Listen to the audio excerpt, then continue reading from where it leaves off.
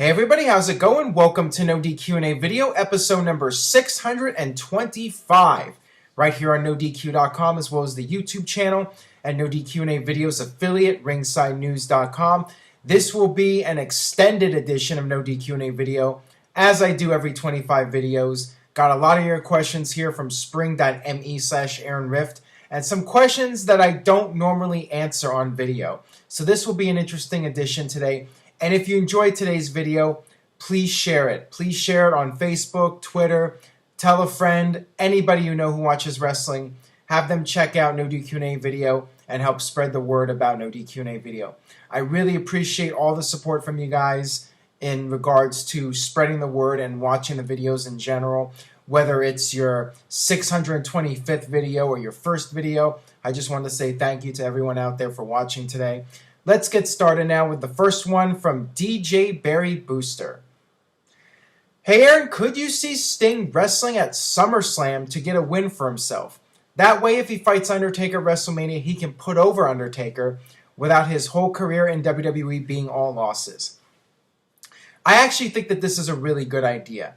I do not want to see Sting end his WWE career without winning a match. And if it's Sting versus Undertaker at WrestleMania 32, I think a lot of people, not just fans, but people in WWE are going to want to see Undertaker go over. That's just my gut feeling on it.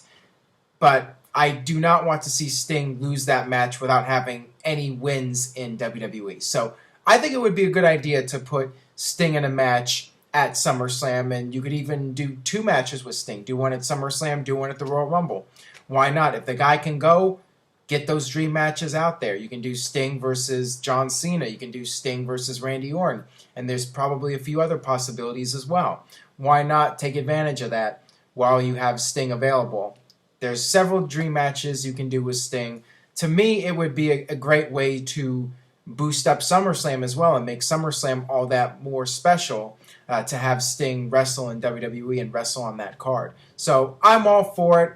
I would like to see it happen. Will it happen? That remains to be seen, but he did fine at WrestleMania. He had a very solid performance, and I think he could pull it off with a few more matches. And guys like John Cena could definitely carry Sting to a good match, and I think the fans would really be into that match as well. So go ahead, do it. Put Sting in there, and that way he at least has a win or two under his belt before he goes on to WrestleMania 32 and possibly faces The Undertaker.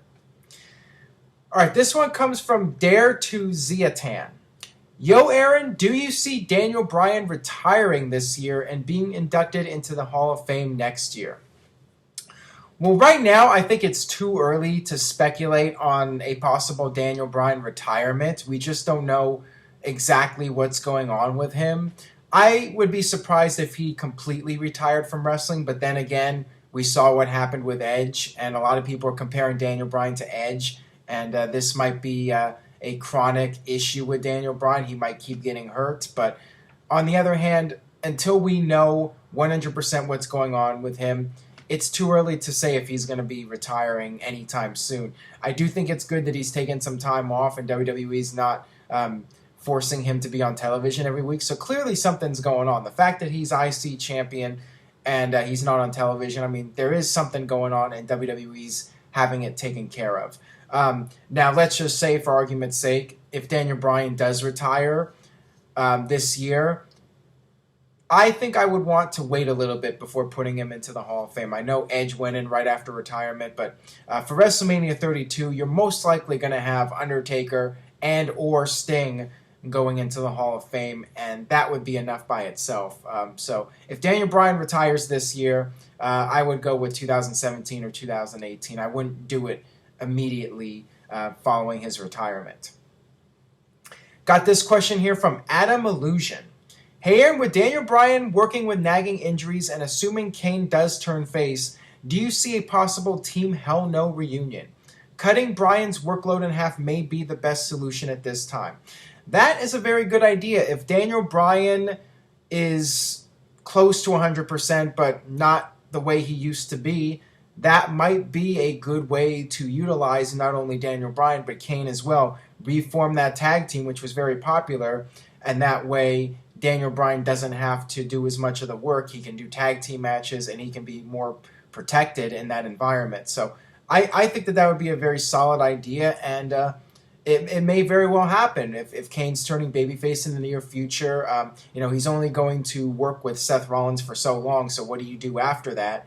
I talked about in previous videos, I would not turn Kane back heel again. I think once he goes face, he needs to stay face for the rest of his career, and once his feud with Rollins is done, or whoever he feuds with, he could team up with Daniel Bryan and reform the tag team. So I'm all for that. I think that that's a tremendous idea.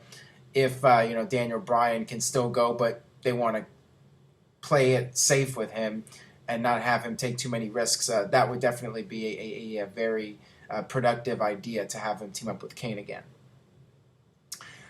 All right, this one comes from CPW1978. Hey Aaron, if Daniel Bryan continues to be injury prone, do you see him in the future possibly reprising the GM role or becoming a commentator to keep his TV popularity? Well, in my opinion, I think that the whole GM concept is played out. I think it's been done to death. And once the authority angle ends, if it ever ends, I really would like to see a period in WWE where there's no authority figure on television and you just drop that whole idea for a while. But that is something you could do with Daniel Bryan once again. If his injuries are severe, to the point where doing tag matches isn't even an option, you could have Daniel Bryan come in as a babyface authority figure. As far as a commentator goes, not so sure. I mean, I haven't heard him on commentary really, so it's hard to say. I think he would do all right in that role, but if there's really no other option, I mean, it really depends on Bryan. If he wants to stay in the spotlight in some capacity, commentary would be an option, or you can have Daniel Bryan as a trainer. There's a lot of different things you could do with him. So as far as commentary goes, I mean, I'd really have to hear him on a regular basis to determine if that's a good idea or not. I just don't want them to make him a commentator for the sake of giving him something to do. I don't think that would be a great idea. And Booker T is kind of iffy as a commentator. I think Daniel Bryan would probably be better than Booker T, but that's hard to say without actually hearing Daniel Bryan on a regular basis. All right, this one comes from Ziggler is Money. Hello, Aaron. It looks like Daniel Bryan's run at the top is over. Who could replace him as the top little guy? And who do you think could win the IC title if he can't compete? Well, my easy answer for this, as far as the next small guy to be the new Daniel Bryan, so to speak, would be Sami Zayn. I mean, Sami Zayn is an incredible babyface, and he's small, so he kind of resembles Daniel Bryan in that regard. I think he would do really well in WWE, although, in order to succeed at Daniel Bryan's level, I don't know if anybody is going to be able to repeat what Daniel Bryan did as far as being an underdog who overcomes everything, including the real-life booking and the politics, to become a top star. I don't know if anybody's going to be able to reach Daniel Bryan's level, but Sami Zayn, I think, would do really well if given the opportunity on the main roster, and I think he's your best choice to be that guy, to be the top little guy, maybe similar to a Rey Mysterio. Sami Zayn would be perfect in my opinion. And as far as winning the IC title, you can just, they just had the King of the Ring tournament, so I'm not sure how they would handle the IC title if Bryan does, in fact, end up being stripped of the title. I suppose you could do like a multi-man match or even do a ladder match, maybe a Money in the Bank. You could have, instead of the briefcase, you can actually have the IC title on the line. That's definitely a possibility. As far as who would win it, that would be a great way to introduce Sami Zayn, but if WWE is not ready to bring him up to the main roster yet, you could have Neville win it. It would be nice to have a babyface champion, although you already have John Cena as the U.S. champion. I would probably go with Neville or one of those guys. You could even bring in Finn Balor and have him win the IC title. I mean, that would be a great way to elevate a new up-and-coming superstar, have him win the vacant IC title if, in fact, WWE strips Bryan of the title. All right, one more question here regarding Daniel Bryan. I'm sure some of you out there are like, not another Daniel Bryan question. This one comes from Armada88. Hey Aaron, why is WWE now acknowledging that Brie Bella is Daniel Bryan's wife after they wanted us to forget that they were together during the Bellas' last run as heels? Do they really think we won't remember this stuff? Please answer in video. Well, the answer is yes. They expect you not to remember the fact that the Bellas were just heels and all of a sudden they're friends. You know, they just don't want you to pay any attention to that stuff.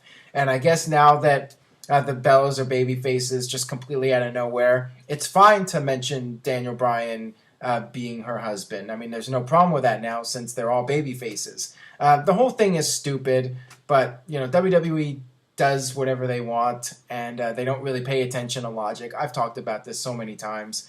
So it's one of those situations where you just have to roll your eyes and just deal with it, basically. But yeah, WWE doesn't really expect much from the fans and expect them to remember things and to question the logic that's involved with WWE storylines. They just don't expect people to do that. Their attitude is, you're watching a sports entertainment show and you just want to watch guys get thrown around. You want to watch the soap operas, and you don't really care about a logical, practical storyline, because otherwise you would read a book or you would watch a more sophisticated show. You wouldn't be watching WWE, which is all about testosterone and guys beating the crap out of each other. All right, this one comes from Ross Tombstone. Hey Aaron, with the steel cage match at Extreme Rules, what has been your favorite cage match in WWE? Mine personally would be the Matt Hardy versus Edge at Unforgiven 2005. Please answer in video. Well, I assume you are referring to the traditional steel cage match and not Hell in a Cell, because I would clearly pick the Hell in a Cell matches, the first two specifically. But if you're talking about the traditional steel cage match, I mean, there's been so many memorable cage matches over the years, going back to the NWA, Magnum TA versus Tully Blanchard, the cage match at Starrcade. You know, one of the all-time classic and most violent cage matches of all time. Also, going back to the 80s, the WWF, Don Morocco versus Jimmy Snuka at Madison Square Garden, the match that inspired Mick Foley to get into wrestling. You know, Jimmy Snuka's epic dive off the top of the cage. You know, that was another classic. And looking into the 90s and the early 2000s, no doubt the Hardy Boys versus the Dudley Boys, or the Hardy Boys versus Edge and Christian. I mean, whatever combination. I think there's a match, I want to say Unforgiven 2000. There was a cage match with the Hardys. It might have been Survivor Series. It was somewhere around there, the Hardys and Edge and Christian. I thought that was a really good match. And Edge versus Kurt Angle on SmackDown, I believe it was June 2002. That was a really good match as well. Edge doing the spear from almost the top of the cage, and you know, that was just an incredible match. Anytime you have Edge, Matt Hardy, and Jeff Hardy and Christian, anytime you have that combination in the steel cage, you're going to have something memorable. And then you know, I even mentioned TNA here as well. The Turning Point match, 2004. That was actually I was actually there in person for that. December 2004, you had Triple X versus America's Most Wanted, and Elix Skipper doing that insane cage walk, and everybody in the building thinking he was going to die. I mean, it was insane. That was just an incredible match, one of the best matches in TNA history. So yeah, those are some of my favorites. And you know, as a kid growing up, I also enjoyed Hulk Hogan versus Paul Orndorff on Saturday Night's Main Event, and Hogan versus the Boss Man, which was in '89. That was one of my favorite cage matches and one of Hogan's best matches, period. You know, I still remember that big superplex spot with Hogan and Boss Man, which, you know, for Hogan, that was a really impressive athletic feat coming from Hulk Hogan. So those are some of my favorites, but there's just been so many of them. You know, there's been a lot of classic cage matches over the years. Let me know, you guys watching, some of your favorite matches. Leave a comment with some of your favorite cage matches. Moving on here, got this one from Pico's Fan. Do you think there's still a place for Tough Enough after NXT, or with NXT, excuse me? Absolutely, because Tough Enough is a reality show. NXT is the developmental brand for WWE. It's essentially the third brand, if you want to call it that. Tough Enough is different. It's a reality show. And reality shows have traditionally done well for WWE. You look at Total Divas. That has been successful. And Tough Enough, they've had several seasons of Tough Enough over the past decade, and they're bringing it back now. So reality TV has been successful, and not just in WWE, but you look at MTV, it's all reality shows, and E! Online, and all those channels. Tough Enough is a different beast from NXT. I don't know if the winner of Tough Enough's going to amount to anything. It's just WWE basically wanting to have more programming, but not in the same fashion of having another wrestling show. They want to have an entertainment show. They want to branch out and do something different. So that's what Tough Enough is. It's a way for them to have additional content without actually having it take place in the ring. So yeah, there's definitely a place for Tough Enough, and who knows, maybe a new star will emerge from Tough Enough. That remains to be seen. All right, got another question here from this is actually a number username, 3141592. Interesting username. Curious to know what the significance of that is, if any. The question here is, could you please stop uploading the scoop videos? This guy is an asshole and a bully. Well, I would not call him a bully, but calling him an asshole, I mean, that could be a valid argument. But seriously, the thing about the scoop is that Noah provides an alternative perspective to what's going on in the wrestling industry. And I think it's good to have different viewpoints on this channel, so it's not just me 24/7. And here's the thing. I know some people out there are saying, I'm going to unsubscribe if you keep posting the videos. If you don't like Noah, you don't have to click on the videos. You don't have to watch him. I subscribe to various YouTube channels, WWE's, for example, and I probably skip about 90% of the videos that they post. I'm just not interested in most of the content, but I'm still subscribed, and there's still some videos that I'm interested in watching. I just don't click on the ones I'm not interested in. So, I mean, that's really all you have to do is just not click on the video. To say you're going to unsubscribe because of Noah's videos, I mean, that just goes to show you're not very loyal to me and the channel in the first place. So it's kind of an insult to even say that. If you don't like him, you don't have to watch him. And the fact is, most of the people saying that keep watching. The last couple of Noah videos, like each video maybe got -2 subscribers. I have the YouTube stats.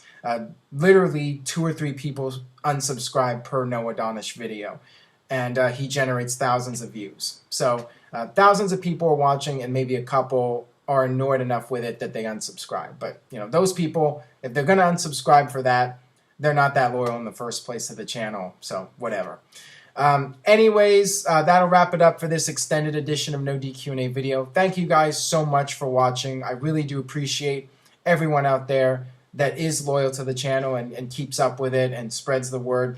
Thank you guys so much for everything. Stay tuned to NoDQ.com for the very latest regarding Payback and everything else that's going on in the world of wrestling. Stay tuned to NoDQ.com, and I will see you guys next time for another edition of NoDQ&A video.